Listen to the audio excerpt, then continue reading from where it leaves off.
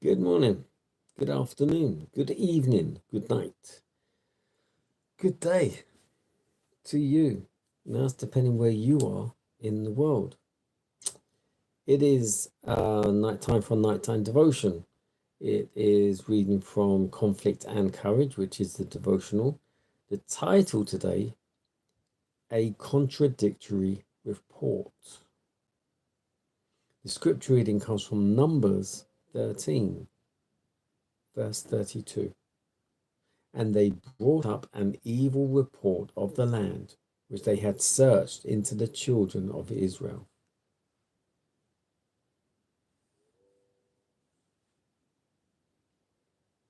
The Lord commanded Moses to send men to search the land of Canaan, which he would give unto the children of Israel.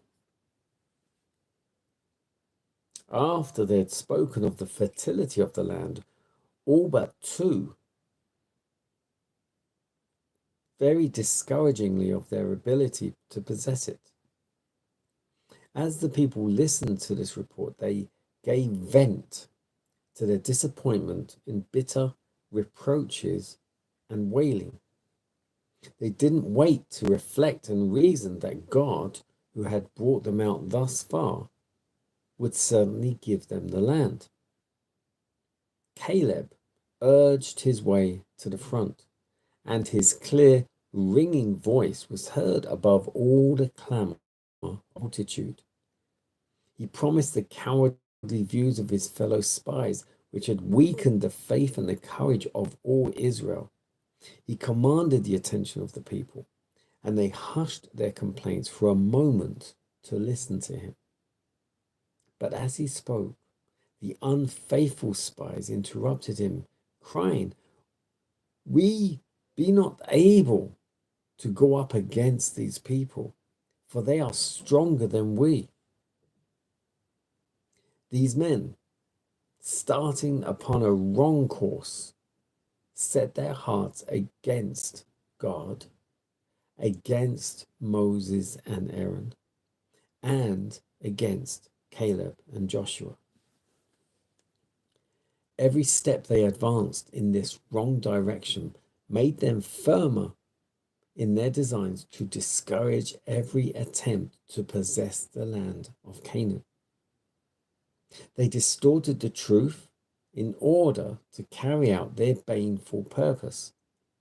They represented the climate as being unhealthful and all the people of giant stature.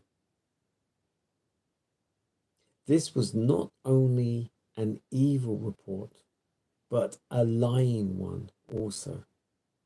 It was contradictory, for if the land was unhealthy and had eaten up the inhabitants, how was it that they had attained to such massive proportions?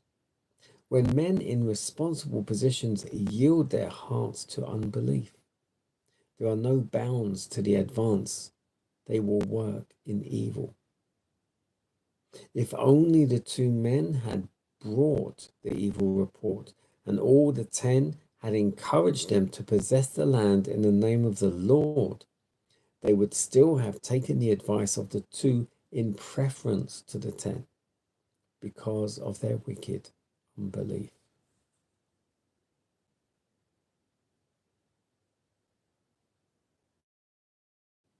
A contradictory report. So this is referring back to Israel's come out of Egypt. They've walked into the wilderness. They're ready to go into the land of Canaan.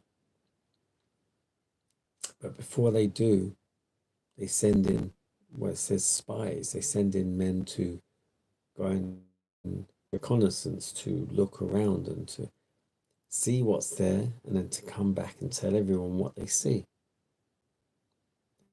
There was 12 went, 10 of them came back saying they were giants. We felt like grasshoppers in comparison. They're too big and they'd be too strong.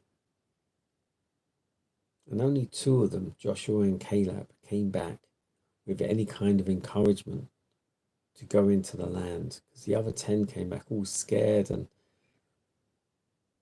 lacking faith. And it says here,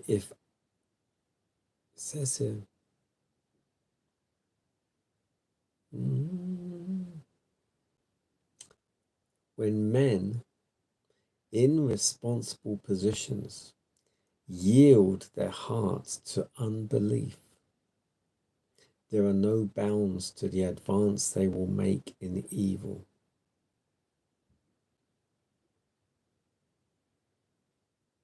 It's really what you put your focus to, what you believe. Do you believe the lies and deceptions? And therefore, if you do, and you're in a responsible position, you'll encourage others to believe the same thing.